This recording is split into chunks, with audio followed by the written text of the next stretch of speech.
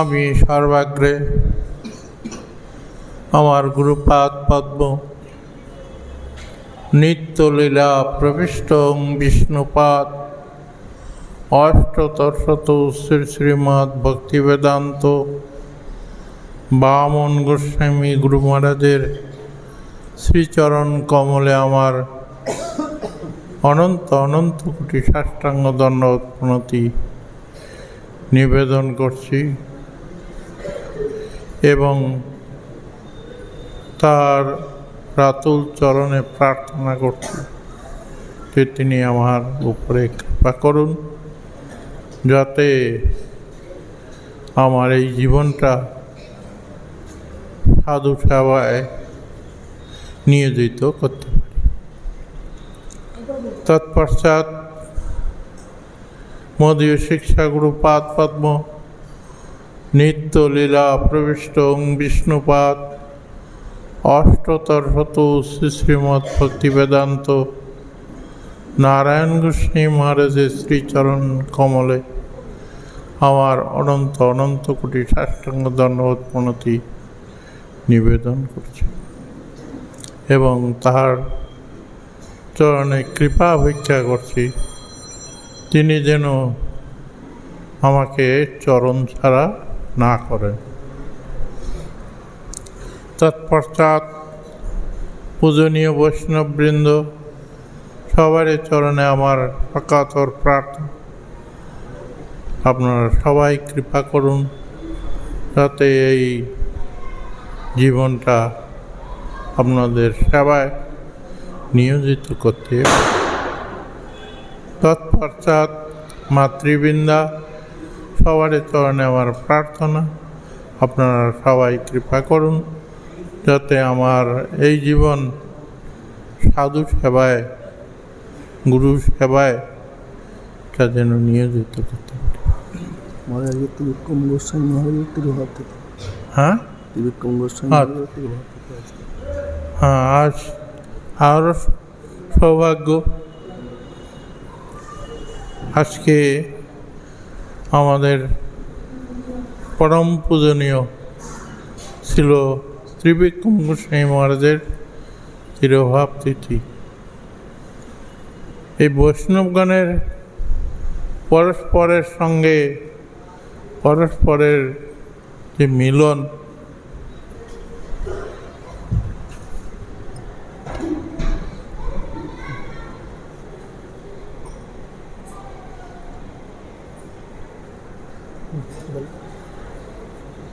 এটাই হচ্ছে লক্ষণ।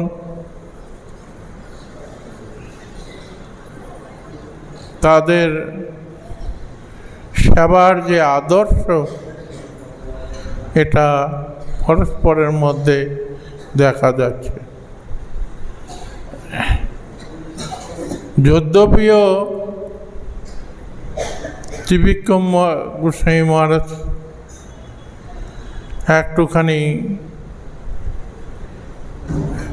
রাগী ছিলেন, কিন্তু আমার সঙ্গে তো এরকম ব্যবহার করেনি, সব সময় ভালোভাবেই স্নেহ করতেন। কিন্তু তার আদর্শ ছিল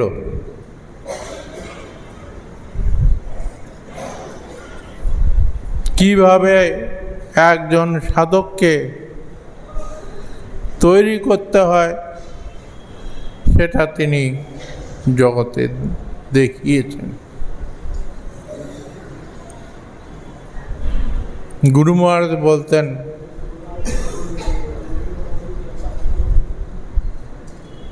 উনি একটুখানি রাগী মানুষ, কিন্তু তার অন্তরটা খুব খুব স্নেহযুক্ত।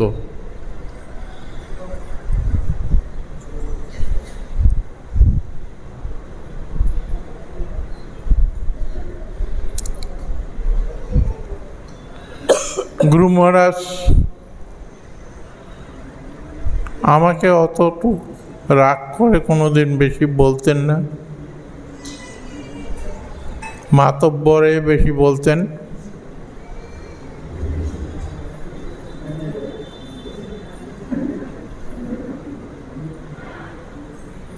আর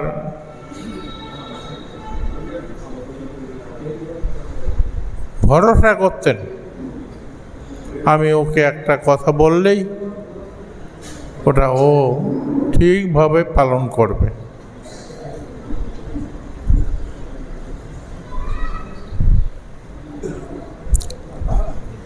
গুরু মহারাজ ওনার জীবনে উনি দেখিয়েছেন মঠবাস কাকে বলে, কিভাবে মঠবাস করতে হয়। গুরু মহারাজ সে আদর্শ দেখিয়েছে।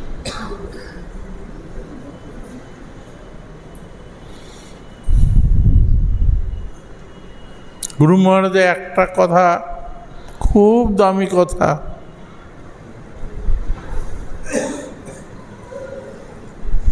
দেখবে শুনবে বলবে না।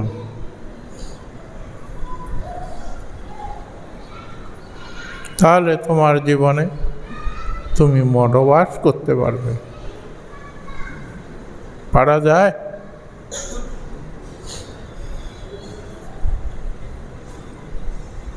হয় না আমাদের পক্ষে, বদ্ধজীব আমরা, হবে না। কিন্তু মঠবাস করতে গেলে এটা আবার আনতেই হবে, জোর করে আনতে হবে। দেখবে শুনবে বলবে না।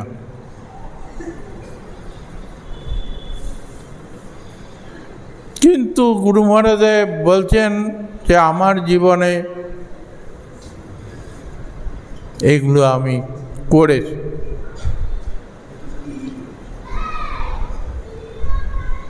এই জন্যে তোমাদের বলছি তোমরাও দেখবে শুনবে বলবে না।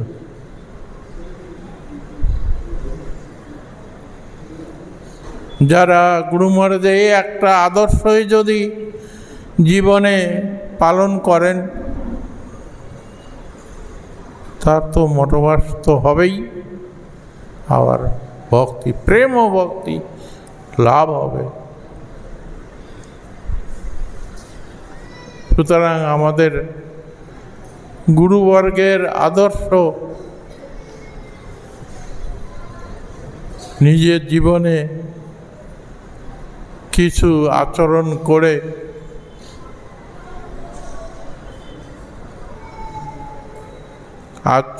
করতে পারি, তার জন্য আমাদের আপ্রাণ চেষ্টা করতে হবে। কেননা আমাদের জীবনটা হচ্ছে গুরু পাদপদ্মের সেবায় ভিগসাসী মৃত্যু, গুরু মহারাজ বলতেন। সুতরাং ওরা ছোটবেলার থেকে গুরু মহারাজ মঠে এসছেন।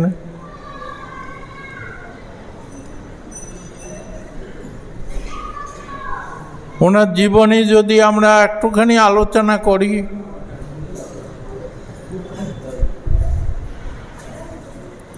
তাহলে বুঝতে পারা যাবে যে কিভাবে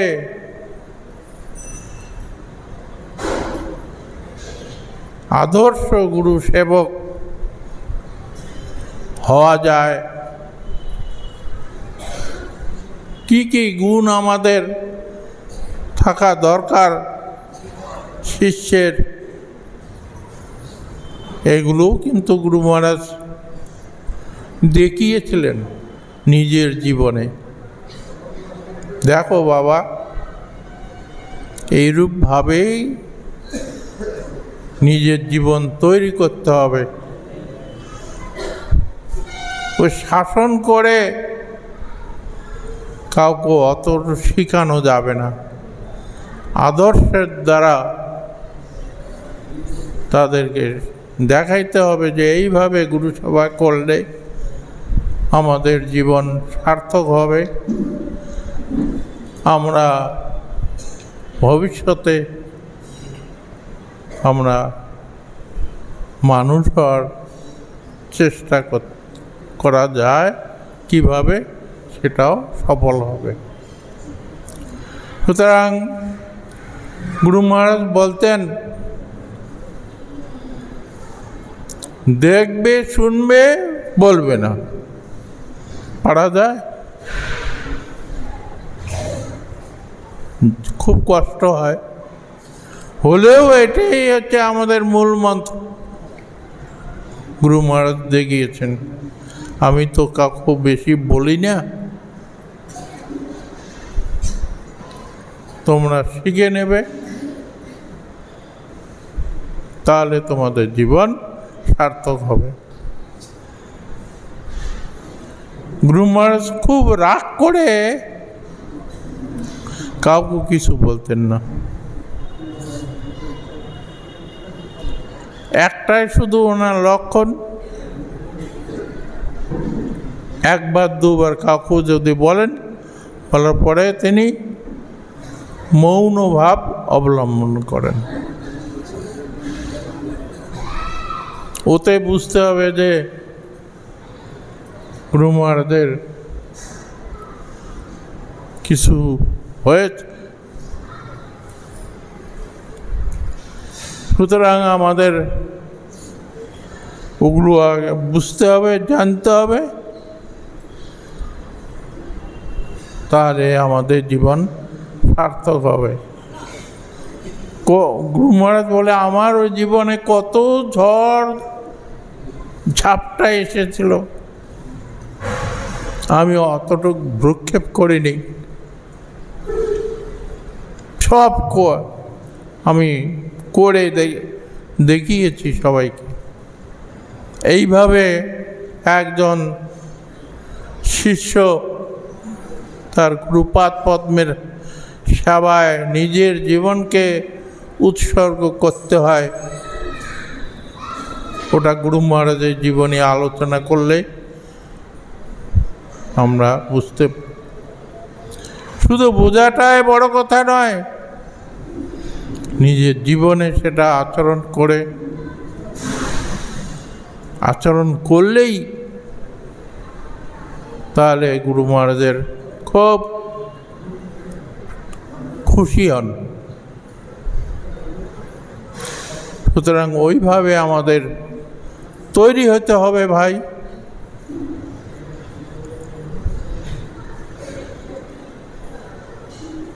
আমাদের নিজস্ব কিছু নাই। গুরু মহারাজ বলতেন, সেবকের আবার নিজস্ব কি থাকতে পারে? নিজস্ব কিছু নেই, সব গুরুদেবের আদর্শ। সুতরাং আমাদের এই আদর্শে যদি আমরা নিজেকে সমর্পণ করতে পারি, তাহলে আমাদের জীবন সার্থক হবে। আমার বক্তব্য এখানে সমাপ্ত করছি। বঞ্চা কল্পতরু কৃপা খণ্ডে পতিতানাং পাবনেভ্যো বৈষ্ণবেভ্যো